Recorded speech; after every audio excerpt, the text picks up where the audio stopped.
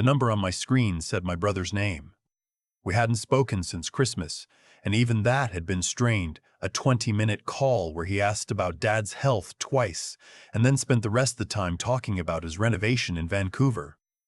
I almost let it go to voicemail. Something made me answer. James.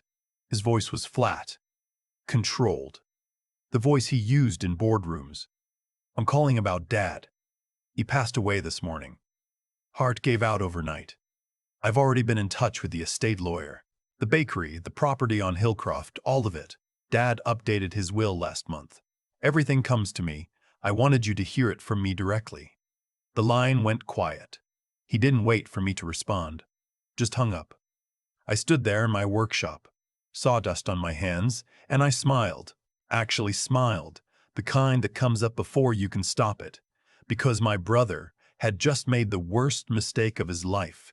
I knew that for certain because my father was sitting 20 feet away in my kitchen, finishing a cup of tea. Let me back up. My name is Neil Beaumont. I'm 64 years old. I've been a Finnish carpenter in Guelph, Ontario my whole working life. Custom cabinetry, restoration work, the kind of trade where you build things meant to last. I grew up here. Went to school here. Raised my kids here. Never had much interest in leaving, and I've never once regretted staying. My father, George Beaumont, is 81. He came to Canada from Scotland with my mother in 1971.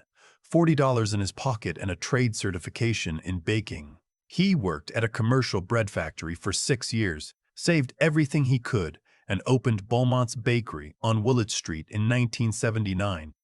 One storefront, 4 in the morning starts, my mother running the counter while he baked. By 1991, he had a second location in Elora. The man built something real with his hands and my mother's stubbornness. My brother Kevin is 58. He left Guelph for business school in Vancouver when he was 22 and never really came back. He did well out there. Commercial real estate, some investment work. Dad would show people articles about him sometimes, the way parents do. Kevin Beaumont, successful developer. Dad never said it with envy, he said it with pride. But here's what Kevin never understood about my father. George Beaumont didn't measure people by how far they'd gone. He measured them by whether they showed up, and Kevin stopped showing up a long time ago. I saw Dad 3, sometimes 4 times a week. Tuesday mornings, I'd stop at the original bakery before work. He still came in 4 days a week, couldn't help himself. And we'd sit in the back with coffee while he walked me through whatever he was thinking about. A new sourdough he was testing. A staff scheduling problem. Whether the oven on the left was running hot. Saturday afternoons, I'd drive over to his house on Hillcroft and we'd watch whatever game was on. During the commercials, he'd tell me the same stories I'd heard 40 times. About the first winter the bakery almost didn't make it. About the morning my mother dropped an entire tray of butter tarts and they both sat on the floor laughing until they couldn't breathe. I never got tired of those stories. That Tuesday morning, the one before Kevin called, Dad and I had sat in the back of the bakery for nearly an hour. He'd complained about his hip, shown me a photo a customer had sent, a woman who said her mother had bought her wedding cake at Beaumont's in 1984, and now she was ordering her daughter's birthday cake from the same place. 4 decades. Dad had gotten a little quiet looking at that photo, the good kind of quiet looking at that photo, the good kind of quiet. 2 hours after I left him, my phone showed Kevin's name. I set down the piece of trim I'd been sanding and looked at my phone for a long moment. Then I called Guelph General Hospital. A woman answered and I asked about my father, George Beaumont, whether he'd been admitted overnight. She checked twice. Nothing. I thanked her and called McKillop Funeral Services on Stone Road, the place my parents had always mentioned when they talked about such things. And my parents, being Scottish, had talked about such things plainly. The man who answered was polite and careful. No arrangements for a George Beaumont. No contact from anyone with our surname. He asked if I'd like to leave a number in case something came in. I said no and hung up. My hands were steady, I don't know why. Maybe because part of my brain had already understood that this wasn't grief I was holding. It was something colder. I walked into my kitchen. Dad was reading the paper on my table, same as he'd been doing for the past hour since he decided to come by after the bakery. He had his glasses pushed up on his forehead the way he always did when he was between articles. He looked up at me with that mild expression he had, the one that hadn't changed since I was a boy. "That was Kevin," I said. "Oh?" He folded the paper slowly. "What did he want?" "He called to tell me you died this morning." Dad went very still, not startled, more like a man who'd been half expecting a kind of news and was now simply receiving it. He took his glasses off his forehead and set them on the table. Outside, the neighbor's dog was barking at something in the yard. The furnace clicked on. "He said you updated your will last month," I said. "Everything to him. The bakery. Hillcroft." Dad was quiet for a moment. Then he said, "Sit down, Neil." I sat. "About 6 weeks ago," he said, "Kevin called me, asked about the will. I told him the truth, that I'd split everything evenly between the two of you, 50-50, the way your mother and I always intended." He rubbed the side of his jaw. He didn't take it well. Said you'd never done anything with your life. Said you were just a tradesman in a small city who'd never amounted to anything. He said he was the one who'd built something real, and he should be recognized for it. "What did you say?" I told him that was enough, that I didn't want to hear him speak that way about his brother. He hung up on me. Dad looked at his hands on the table. I haven't heard from him since. Until, I suppose, today. We looked at each other across my kitchen table. "If he's telling people you're dead," I said, "and claiming you changed your will, he's not just being greedy," Dad said quietly. "He's building something. A story." He paused, "which means he's planning to do something that requires that story to already exist." I've always underestimated my father. People did, because he was soft-spoken, and because he smelled like bread, and because he told the same stories. But the man had run a business for 45 years in a competitive market while raising 2 sons and caring for my mother through her final illness. He was sharper than almost anyone I knew. "I know someone we should call," I said. "Do you remember Philip Okafor? His family used to come into the Woolwich location every Saturday. He's a lawyer now. Estate law. Elder planning. I've referred him a few jobs." Dad nodded slowly. "Philip, yes. Good young man. His father always ordered the same thing. Dark rye, no seeds." I got Philip on the phone within the hour. He met us at his office on Macdonnell Street, a second-floor space above a bookshop. He listened to everything without interrupting, making careful notes on a yellow legal pad. When I finished, he sat back and looked at us both. "This is serious," he said. "If Kevin has forged a revised will, that's fraud. If he's claiming George is deceased to initiate an estate transfer, that's potentially multiple criminal offenses under the criminal code." He paused. "But right now it's your word against his. We need Kevin to act, to make a move we can document." "What are you suggesting?" Dad asked. "Has Kevin contacted anyone at the bakery? Your bank? The land registry?" "Not that I know of." Philip tapped his pen against the pad. "Here's the thing about what Kevin has done. He set up a timeline. He's established with at least one witness, you, Neil, that George passed away this morning. Now he either needs to produce paperwork that supports that story, or he needs George to actually be gone before anyone checks." He looked at Dad directly. "I think he's planning to come to Guelph." "To do what?" I asked. "I don't know yet, but I'd like to involve the Ontario Provincial Police Financial Crimes Unit before we find out." He looked at Dad. "With your permission." Dad said yes. Detective Sandra Proulx drove down from Barrie the next morning. She was in her early 50s, compact and direct, with the manner of someone who'd spent decades listening carefully and drawing conclusions others missed. She sat at Dad's kitchen table on Hillcroft, recorded his statement, listened to my description of Kevin's call, and asked questions in a sequence that suggested she'd already mapped out several possible scenarios. "Mr. Arl, Beaumont," she said, "what I'm going to tell you isn't comfortable, but I think you'd rather hear it plainly." "I would," Dad said. "Your son in Vancouver has created a false narrative that you are deceased.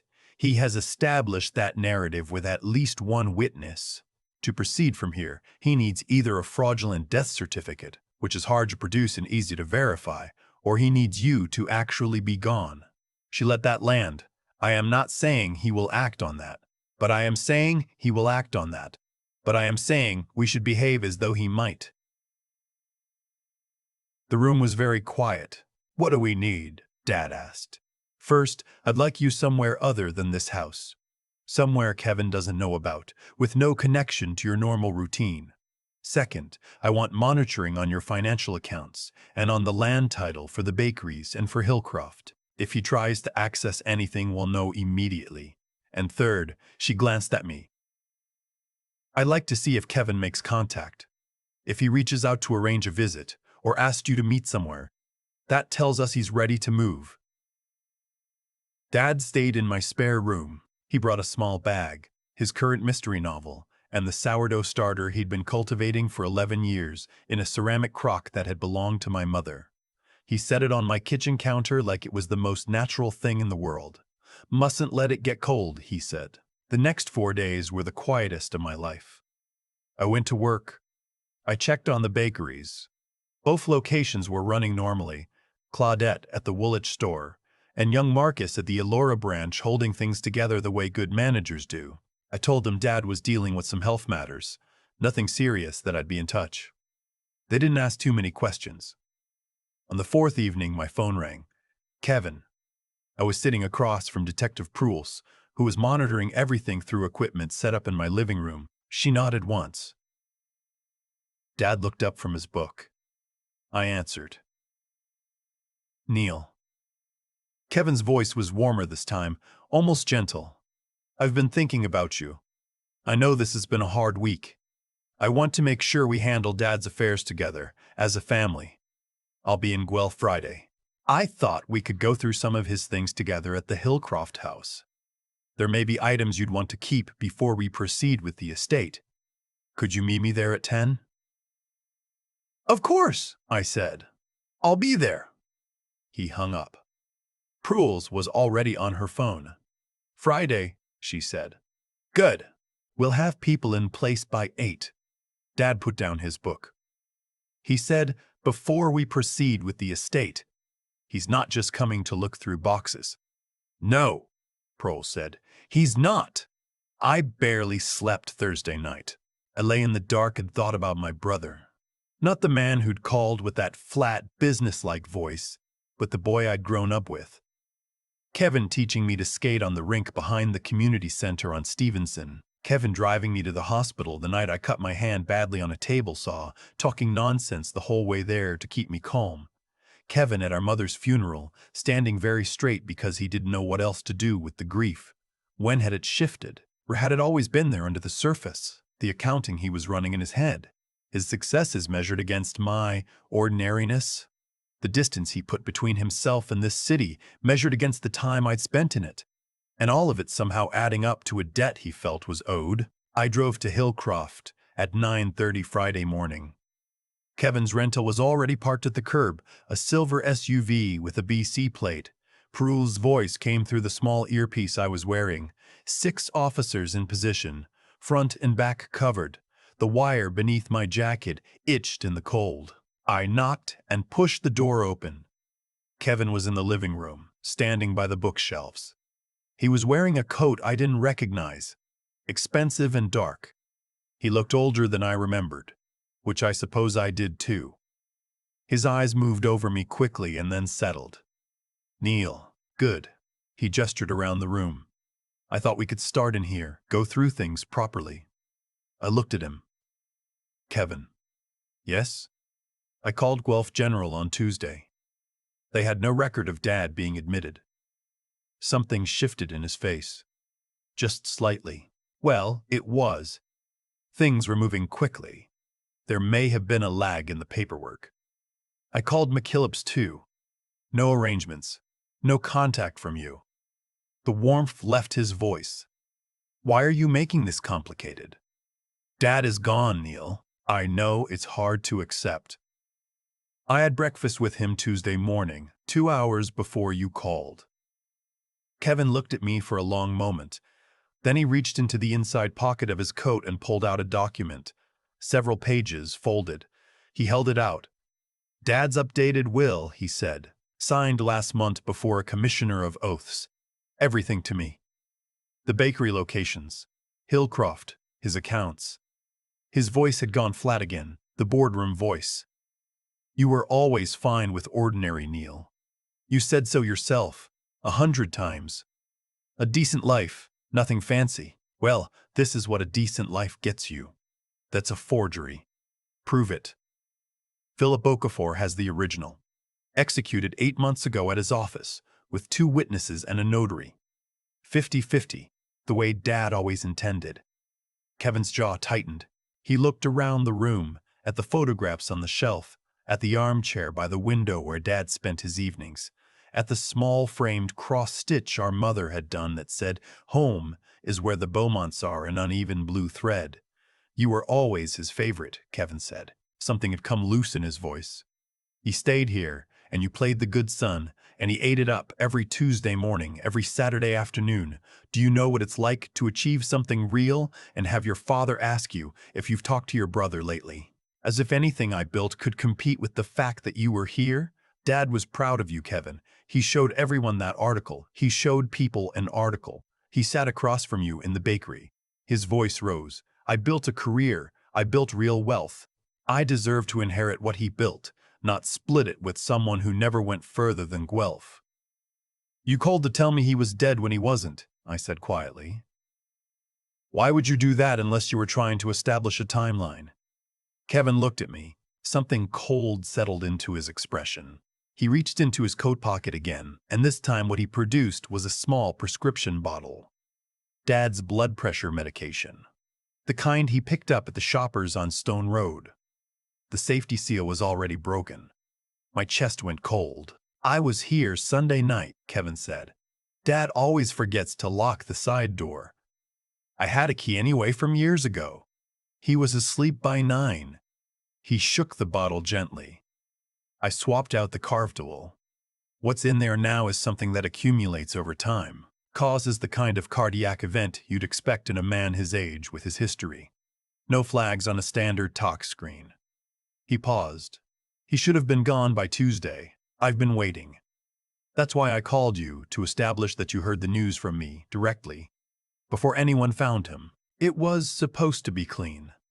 I heard my own voice come out very steady. "Kevin, that's our father.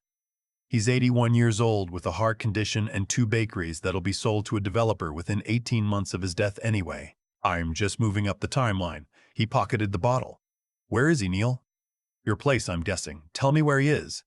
The door behind him opened.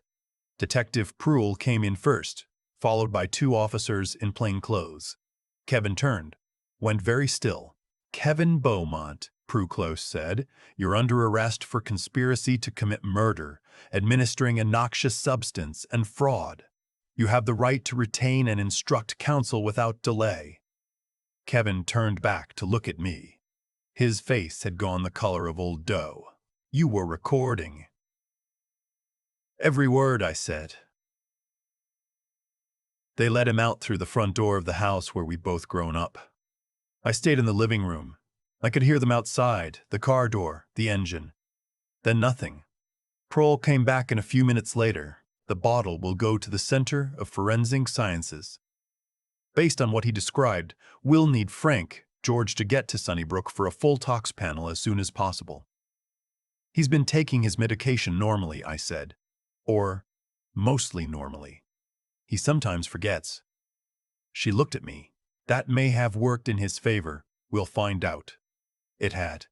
The tox panel came back with trace amounts of a beta-blocker analog that had no business being in my father's system, but the levels were low, consistent with 2 or 3 doses rather than several days of accumulation. Dad had forgotten to take his pills at least twice that week, which he'd mentioned on Tuesday morning with mild guilt. His cardiologist at Guelph General flushed his system and kept him overnight for observation. I sat in the chair beside his bed and watched the monitors. His color was good. He slept through most of it, And when he woke around midnight, he immediately asked whether Claudette had remembered to order the rye flour for the weekend. I told him she had. Good, he said, and went back to sleep. 3 weeks later, Philip laid out the situation in his office. Kevin had been charged under the criminal code, administering a noxious substance with intent to endanger life, fraud over $5,000, and conspiracy. He'd retained a defense lawyer from Toronto who was talking about stress and family estrangement and the psychological weight of feeling excluded from a family business. The Crown wasn't particularly moved. The recorded confession is unambiguous, Philip said. His own words, the forensic evidence supports it. He's looking at significant federal time. What about the will he brought? I asked. Forgery. The Commissioner of Oaths, whose name appears on it, has confirmed she had no contact with your father. Kevin appears to have produced it using a template and a forged signature. Philip set down his pen. George, you could challenge his share of the estate under the civil forfeiture provisions. There's also the matter of whether he has any share to challenge. Given the circumstances, I'd recommend you consider amending your will. Dad was quiet for a moment. He looked out the window at the street below. McConnell Street in November, people walking past with their collars up. The bakery, he said finally, was never going to go to Kevin anyway. Not really. Not because of any of this. I'd decided that long before Sunday. But because Kevin would have sold it inside of a year, he'd have seen the property value and made some calls, and that would have been the end of 45 years. He looked at me. You understand what those places are. You understand that Mrs. Ibarra has been coming in every Friday morning for 22 years for the same multi-grain loaf. That the Tran family orders birthday cakes from us because they ordered their first one in 1998, and it's become a thing they do. That's not an asset. That's something else entirely. I didn't say anything. There wasn't much to say. I'm ending the will, Dad said. Everything to Neil. Kevin gets nothing. Not because I'm punishing him, but because he already told me who he is. He told me 6 weeks ago on the phone when he said my son was just a tradesman who'd never amounted to anything. He paused. He was wrong about that, and he'll have a long time to think about how wrong he was. The trial was set for the following spring. Kevin pled not guilty, which surprised no one. Philip told us the process would take time. In the meantime, the bakeries kept running. I started going in on Tuesday mornings and Thursday afternoons, same as always, except now I'd sometimes bring a notebook and sit with Claudette after the morning rush and talk through the things Dad used to handle alone, ordering, staff schedules, the small decisions that add up to keeping a place alive. Dad came back to the Willett Street location for the first time 3 weeks after he was discharged. He walked in through the back, and the 2 morning bakers, who'd both worked for him for over a decade, just stopped what they were doing. Nobody said anything dramatic. Claudette handed him a coffee, and he tasted the morning's batch of oatmeal bread and told her it needed another 4 minutes in the oven, and everyone went back to work. That evening we sat in the back room together, same as we always had.